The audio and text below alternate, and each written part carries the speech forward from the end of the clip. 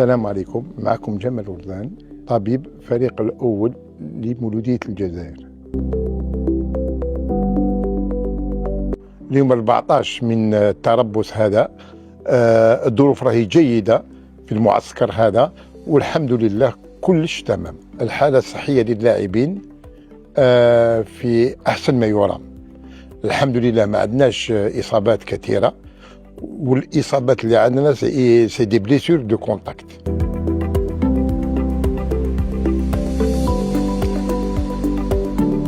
عندنا لاعبين داروا دي بليسور دو كونتاكت. كاين فرحات الى في المقابله الاخيره دار اون اونتورس دو لا شوفي كي ا نيسيسيتي دي سوا بوندون 2 جور. عاود اليوم دخل مع الفريق ودرب بصفه عاديه.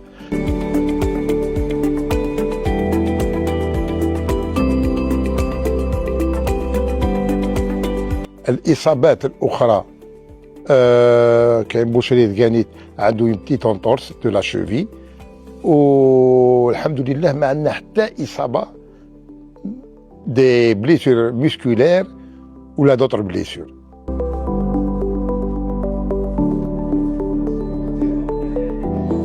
كي تكون حصة تدريبية مكثفة عندنا ان بروتوكول نتبعوه. لازم كاين دي بان غلاسي et des massages de récupération avec des soins. Les soins intensifs pour les joueurs qui sont très fatigués. Mais alhamdoulilah حتى حد الآن كلش مشى كيما حبينا احنا.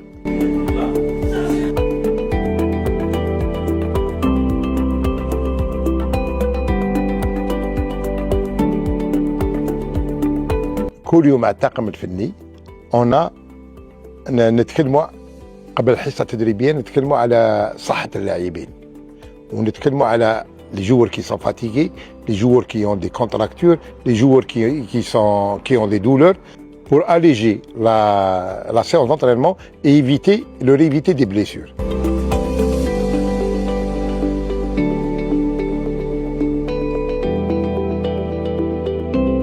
منذ بداية هذا التربص عملنا حوالي 300 علاج للاعبين بين لي ماساج و لي سوان.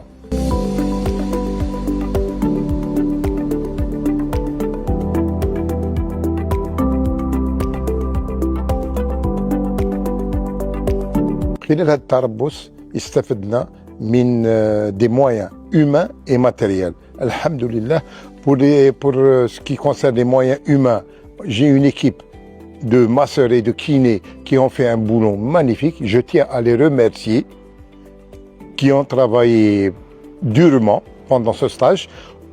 Sur le plan logistique, on a eu au niveau du centre des moyens du centre qui ont été, alhamdoulilah, magnifiques.